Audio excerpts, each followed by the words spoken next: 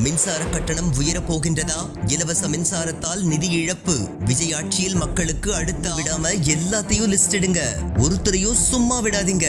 சாட்டை எடுக்கும் முதல்வர் அமைச்சர் விஜய் கொடுத்த சூப்பர் ஐடியா.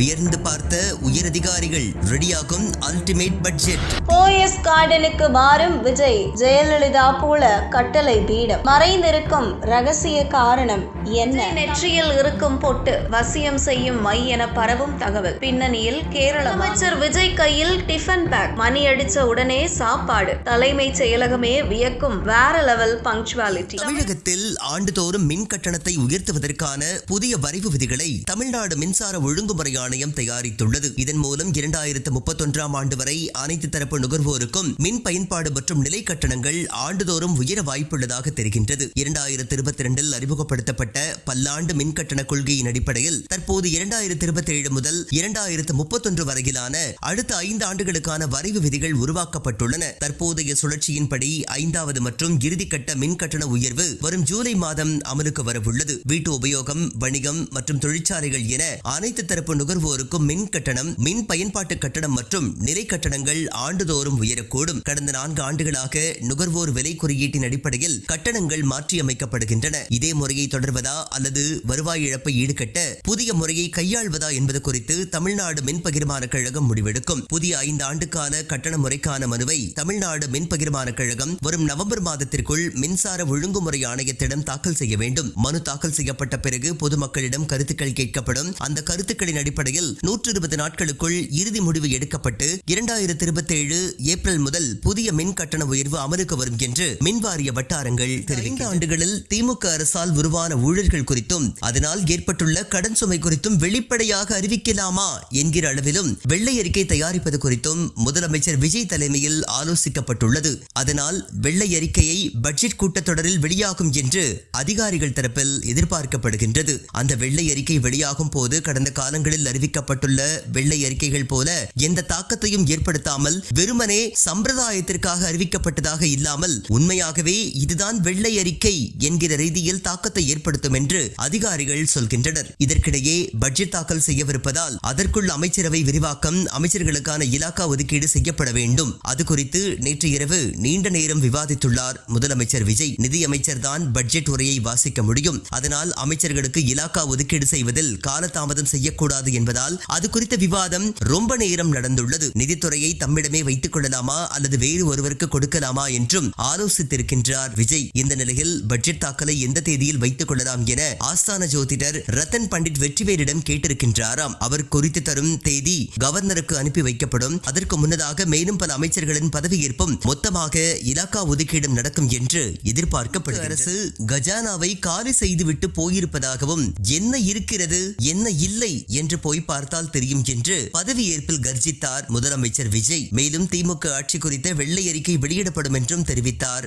விஜய். இந்த கர்ஜனை பொதுவெளியில் மிக பரபரப்பை ஏற்படுத்திய அதே சமயம் கஜானாவை பார்க்காமலேயே அது காலியாக இருப்பதாக எப்படி சொல்கின்றீர்கள் என விமர்சனங்கள் வெளிப்பட்டன. இந்த நிலையில் நடப்பு நிதியாண்டிற்கான பொது பட்ஜெட்டை இந்த மாதத்திற்குள் தாக்கல் செய்ய வேண்டும். அதற்கான பணிகள் தீவிரப்படுத்தப்பட்டுள்ளன. இந்த நிலையில் தலைமைச் செயலாளர் சாய்குமார், நிதித்துறை செயலாளர் சித்திக், முதல்வரின் செயலாளர்கள் செந்தில்குமார், லட்சுமி பிரியா, அண்ணாதுரை, கூடுதல் செயலாளர் விஷ்ணு உள்ளிட்ட உயர் அதிகாரிகளிடம் நேற்று முதலமைச்சர் விஜய் ஆலோசனை மேற்கொண்டார். நிதி நிலைமையின் உண்மை நிலவரத்தை விரிவாக விவரித்த சித்திக் இடைக்கால பட்ஜெட்டில் நிறைவேற்றப்பட்ட நிதி ஒதுக்கீடுகளும் மற்றும் திட்டங்கள் குறித்தும் விளக்கி இருக்கின்றார். அப்போது நீண்ட கால திட்டங்களுக்கான நிதியை ஒதுக்கீடு செய்வதை தற்காலிகமாக நிறுத்தி வைப்பதுடன் ஒவ்வொரு நிதியாண்டில் நிறைவேற்றப்படும் திட்டங்களுக்கு முன்னுரிமை வழங்கலாம் எனும் யோசனையை விஜய் தெரிவித்திருக்கின்றார். அதனை உயரதிகாரிகள் ஏற்றுக்கொண்டுள்ளதாக நம்பத்தகுந்த வட்டாரங்கள் தெரிவிக்கின்றன. அந்த வகையில் இடைக்கால பட்ஜெட்டில் முந்தைய திமுக அரசு கொண்டு வருவதாக அறிவிக்கப்பட்ட பல்வேறு நிதி சார்ந்த விவகாரங்களுக்கு முற்றுப்புள்ளி வைக்கப்பட்டு ஃப்ரெஷ் பட்ஜெட் தாக்கலாகும் என்று தெரிகிறது.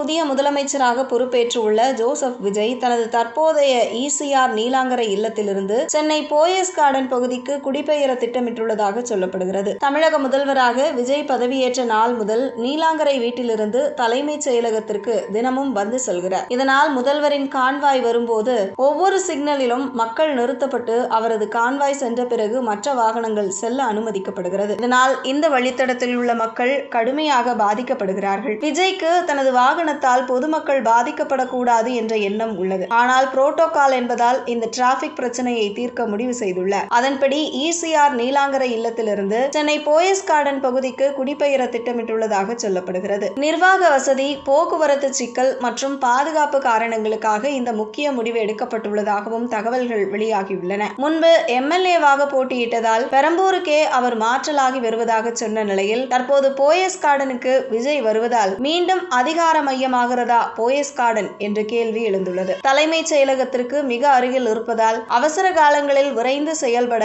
போயஸ் கார்டன் ஏதுவான இடமாகும். 3 தசாப்தங்களுக்கும் மேலாக தமிழக அரசியலை தீர்மானித்த போயஸ் கார்டன் வேதா இல்லம் காலத்திற்கு பிறகு மீண்டும் ஒரு முதலமைச்சரின் வருகையால் அதிகார மையமாக தன்னை நிலைநிறுத்திக் கொள்ளப் போகிறது. ஜூன் மாதத்திற்குள் இந்த வீடு மாற்ற விவகாரம் முழுமையாக நிறைவடையும் என எதிர்பார்க்கப்படுகிறது.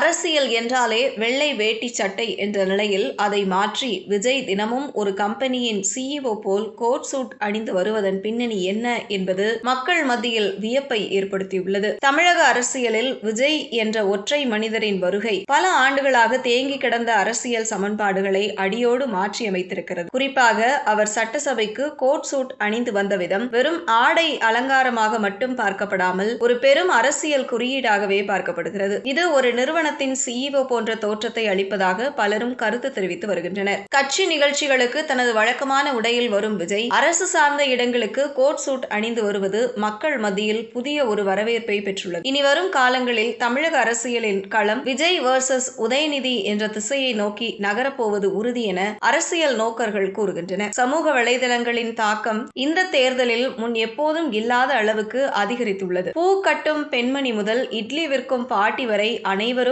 மொபைலில் அரசியல் உரைகளை கவனிக்கும் சூழல் உருவாகியுள்ளது. பழைய பாணியிலான அரசியல் இனி எடுபடாது என்பதையே இது காட்டுகிறது. இது ஒருபுறம் இருக்க, முதலமைச்சர் விஜய் நெற்றியில் அரகஜா எனும் திலகம் வைத்திருப்பதும் பலரது கவனத்தையும் ஈர்த்துள்ளது. இந்த திலகத்தை நேர்மறையான எண்ணத்திற்காகவும் கண் திருஷ்டி விலகுவதற்காகவும் விஜய் நெற்றியில் வைத்துக் கொண்டு வருவதாக தகவல்கள் தெரிவிக்கின்றன.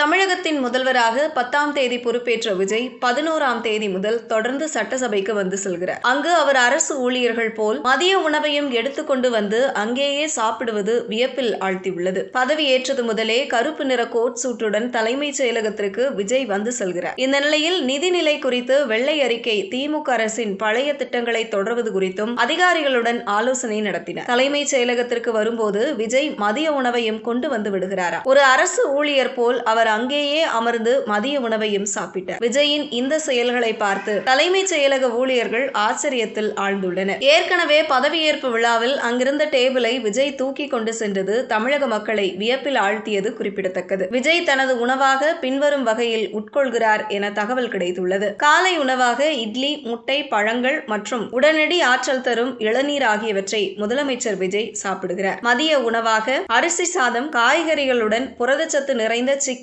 அல்லது மீன் ஆகியவற்றை முதலமைச்சர் விஜய் சாப்பிடுகிறார். இரவு உணவாக எளிதில் செரிமானமாக கூடிய சூப், சாலட் அல்லது மிக லேசான உணவுகள் ஆகியவற்றை முதலமைச்சர் விஜய் சாப்பிடுவதாக தகவல் வெளியாகியுள்ளது.